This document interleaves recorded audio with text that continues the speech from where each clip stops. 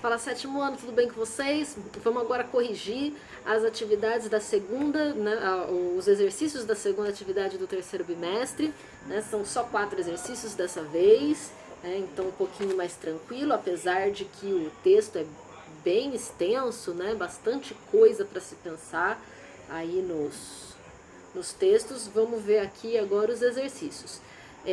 Na questão número 7 tem o mapa, né, igualzinho tinha lá no texto. Minha gata resolveu participar da aula. E o mapa aqui então, né, dos domínios morfoclimáticos brasileiros. Aqui tem a Amazônia, a Mata Atlântica aqui em rosinha, né, eu não estou vendo direito as cores, mas enfim, Cerrado, né, aqui em verde mais clarinho, e por aí vai. A questão A, né, então identifique e caracterize os principais domínios morfoclimáticos brasileiros numerados no mapa. Então é exatamente isso, né, os numerados, então aqueles que estão com número. O número 1, ele quer identifique e caracterize, então tem que dar o nome e as principais características, né? Então o número 1 é esse bem... Ok. Tá gorda. Vamos lá de novo. Domínios morfoclimáticos brasileiros. Eu perdi a página. O número 1 é o verde escuro lá em cima, né? Então seria a Amazônia, né? Tá aqui. A Amazônia.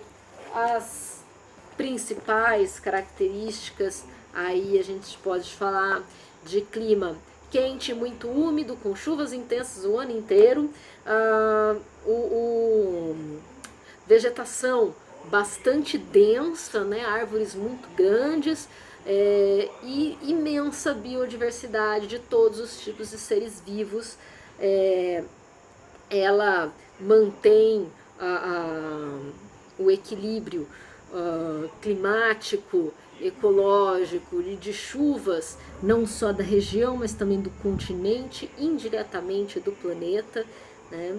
E ela está aí ameaçada por causa de caça, de pesca predatórias, né, para querer fazer pasto, para querer tirar madeira e minérios.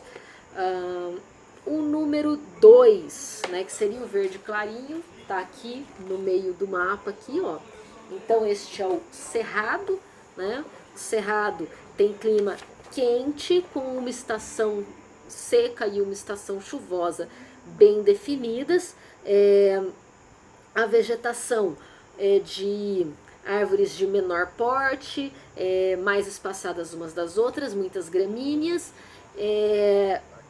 Existem as queimadas naturais, que são importantes para eclodir as sementes, né, para aparecerem, para brotar as novas sementes naturais, pelo amor de Deus, né, totalmente diferente dos criminosos que estão acontecendo ultimamente.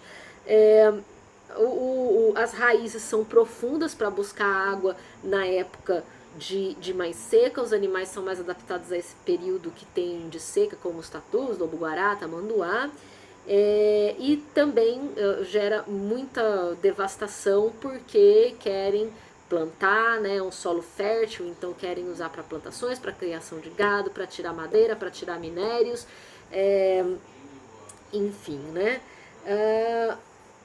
O terceiro, né, o 3 aqui, então vocês podem fazer textinhos, né, contando isso que eu tô falando. O 3 é esse marronzinho, que tá lá no Nordeste, então é a Caatinga, com 2 As, né, Caatinga, que é uma região de clima quente, com estações secas bem mais prolongadas, então é chamado semiárido, né, vegetação mais de gramíneas, adaptada a longos períodos de seca, como os cactos, como a barriguda, animais também mais adaptados, como lagartos, serpentes, que mais que pode se dizer aqui? Também, né, ameaçado para plantações e criação de gado aqui. O 4 é o rosinha, né, esse que está seguindo aqui pelo litoral e entra um pouquinho aqui nessa região. Então o 4 é a Mata Atlântica, né? Voltamos lá, né? Clima quente e úmido, com bastante chuvas o ano inteiro, né? Só um pequeno período com menos chuvas, né? Vegetação também muito densa, de árvores altas, também com grande biodiversidade, muito importante para a manutenção do clima local, das temperaturas e chuvas locais, né? Umidade local. Também com grande biodiversidade e infelizmente quase que totalmente devastada para plantação, criação de gado, tirar madeira, tirar minério e para moradia, né, para cidades, aonde estão concentradas a maior parte das cidades. Então, para a construção de cidades e indústrias. Esse foi o número 4. O número 5 é um laranjinha que está aqui mais para baixo, aqui assim, né? Então, essa seria a floresta de araucárias, né? Então, é o domínio das araucárias. O clima um pouco mais frio, né? Não é frio, mas é um pouco mais frio, com o inverno um pouco mais rigoroso. Eram grandes florestas de araucária, que é o pinheiro brasileiro, com algumas espécies que são bem adaptadas a essas plantas, né? A gente tem o verão mais chuvoso, o inverno um pouco mais seco, e por causa da madeira, né, para tirar a madeira, ela foi quase que totalmente destruída, sobrou só 1% dessa floresta.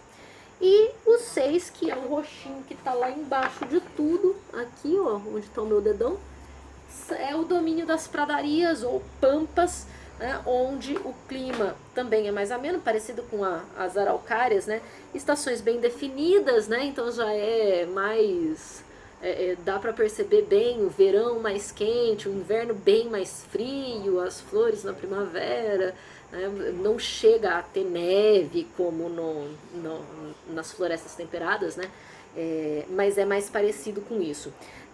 Predominante a vegetação de gramíneas, né, gramas, né, são grandes campos gramados com algumas árvores esparsas, né, e alguns animais que são típicos dessa região, como o cachorro do mato, alguns tatus, o quero-quero, né, esses animais aí. E ela também foi ameaçada para produzir, né, para ter cidades, para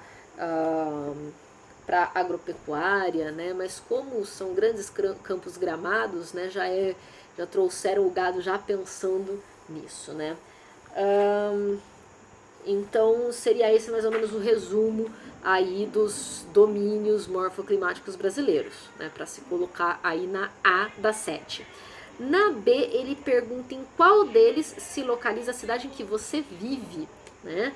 A nossa cidade aqui, no caso, né, estamos em Campinas, né, e Campinas aí depende, né, cada um aonde que vive, mas a cidade de Campinas aqui na questão B, né, a gente tá numa região um pouco de transição. Em alguns locais se parece um pouco com o Cerrado, tanto é que a gente vê alguns animais de Cerrado, que nem Siriema, tem por aqui. E em alguns locais tem região de Mata Atlântica, como a Mata de Santa Genebra, que tem aqui perto. Então, vocês da nossa escola, do Aracanço, né, podem colocar que a gente está aí numa transição entre Cerrado e Mata Atlântica, tá? Em alguns locais tem Mata Atlântica e em outros locais tem algo mais parecido com o Cerrado. E na C, o que são as regiões destacadas em amarelo no mapa, né? O amarelinho aqui, que tá o A e o B, né? Que tá em volta dessas regiões numeradas, né? Todo esse amarelinho. O que são essas regiões e que características essas regiões apresentam? Justifique sua resposta identificando e descrevendo os ecossistemas predominantes em A e B. Então, o que são essas regiões? Né? São as regiões de transição entre os domínios morfoclimáticos brasileiros, né? Ou seja, a passagem entre um tipo de bioma para outro, né? E no caso aqui, a letra A está ali entre o 1, o 2 e o 3, né? Que é Amazônia, Cerrado e Caatinga. Então ali é a mata de cocais. Então em A nós temos a mata de cocais, onde existem muitas palmeiras, né, produtoras de certos coquinhos, principalmente babaçu e carnaúba, que são usados pelas populações locais, tanto para alimento, pegar a madeira, fazer fibras, né, então é muito importante para a economia local, né. E a B, né, que está do lado aí da número 2 e também perto do número 1, né, ali é o Pantanal. Então B seria o Pantanal, que é uma região de transição entre Cerrado e Amazônia. Ele é muito importante porque é uma região mais baixa, para onde vão todos os rios da Amazônia e do Cerrado. Então, na época de mais chuvas, existem grandes alagamentos e por causa disso vão para lá muitos peixes, proliferam muitas algas e aí atrai muitos animais dessas regiões, né, do Cerrado da Amazônia, que vão para lá para se alimentar, para acasalar, para ter filhotes, para se desenvolver, né? Então é uma região muito importante porque mantém também o equilíbrio dessas duas regiões aí. Então ele tem duas estações bem características, que é a de cheias, na época das chuvas, quando alaga tudo, e as vazantes, que é na época com menos chuvas, em que os rios voltam para os seus leitos normais, né? Abaixa a água aí. Então a C seria explicar, né, a Mata de Cocais e o Pantanal, que seriam regiões de transição. Apesar de ser só 4 questões, né, só a 7 já matou a gente de cansaço já. Vamos lá. Questão 8. Muitas pessoas consideram o manguezal um ecossistema sem importância por se tratar de um ambiente lamacento e pouco iluminado. No entanto, sabe-se que ele tem grande relevância ambiental e econômica. Argumente em favor da afirmação anterior. Olha que importante, né? A gente fala muito pouco de mangue e aí as pessoas acham que o mangue é lama, é fedorento, não vale para nada. Vale para muito, é importantíssimo, super importante. Então, na resposta de vocês precisam considerar que o mangue é um ambiente onde tem muita matéria orgânica, então tem muito alimento. Por causa disso, muitos organismos vão para lá, muitos animais vão para lá, tanto do mar, é uma região de encontro entre os rios que estão desaguando no mar, né, e a água do mar que entra um pouco, então forma aquela água salobra. Então é uma região de transição entre a Mata Atlântica e o ambiente oceânico, né? Por isso vão muitos animais para lá, né? Que nem eu falei, tem a matéria orgânica, muito alimento. Vai muito bicho para lá, eles vão para lá para se alimentar, procriar, pôr seus ovos, cuidar da prole até eles estarem prontos, como eu dei o exemplo no vídeo anterior dos tubarões, né? O tubarão é só um exemplo, são inúmeras espécies tanto da Mata Atlântica quanto do oceano, que vem através do rio, né, para botar seus ovos, para ter seus filhotes, para cuidar deles, para se alimentar. É uma região extremamente rica e extremamente importante para manter o equilíbrio, tanto da região de Mata Atlântica, que está bem ali no litoral, quanto para o equilíbrio dos organismos marinhos, né? Então, por isso é muito importante o manguezal. A questão número 9.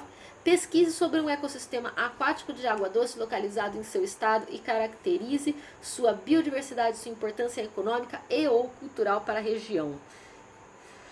Então, né, ambiente aquático, vocês podem ter pesquisado qualquer rio, lago, açude, represa aqui da região. Por exemplo, né, pessoal que estuda aí na nossa escola, geralmente vive perto ali do rio, né, que passa aqui na região, que passa ali perto do Village, né, e poderia falar, né, sobre esse rio. É um rio que naturalmente ele deveria ter uma cara lamacenta, né, um rio marrom por causa da lama, né, que é característico aqui das nossas regiões.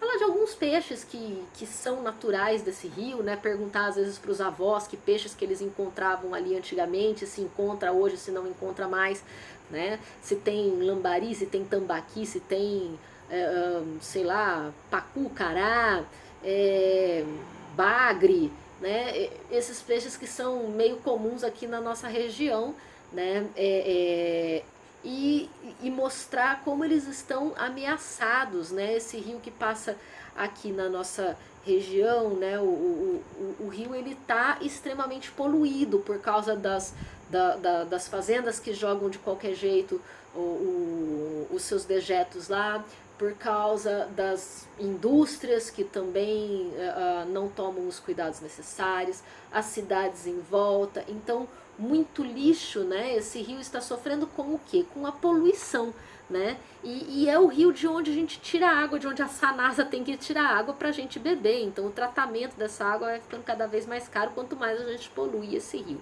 né? Então, um exemplo aí, né, que é o rio mais próximo que tem da gente aí, que é o rio Atibaia. Na questão número 10, para finalizar aqui então. A barriguda, árvore de aproximadamente 10 metros de altura, é bastante resistente à seca. Recebeu esse nome referente ao seu caule, que tem capacidade de armazenar grandes volumes de água, podendo chegar a 1 metro de diâmetro. A madeira da barriguda é flexível, suas flores são brancas ou róseas e seus frutos ficam pendurados nos galhos. Então aqui tem uma fotinha da barriguda, né? Olha a barriga dela aqui. Essa aqui está sem folhas, então provavelmente numa época de seca, né? E aí ele pergunta aqui, em qual ou quais ecossistemas brasileiros é mais provável que ela ocorra? Quais características da árvore ajudam você a responder a esta questão? Justifique. A barriguda é naturalmente encontrada na Caatinga. Por quê? Porque é um ambiente bastante seco. O texto disse que ela é resistente, né, à seca. Então é um ambiente muito seco, a gente vê que ela está toda sem folhas, né? Então ela deve estar sofrendo aí um período de seca, e isso leva a concluir que ela é de um ambiente que tenha grandes períodos de seca, então por isso Caatinga. Então a gente vê aí na foto, né? Na foto o fato dela não ter folhas, e no texto também que fala que ela é resistente a seca. Então é isso, né? Foram-se as 10 questões e a gente se vê de novo, né? E a minha gata, a gente se vê de novo no próximo vídeo, falando sobre a próxima atividade, que será a terceira do terceiro bimestre, ok? Até mais!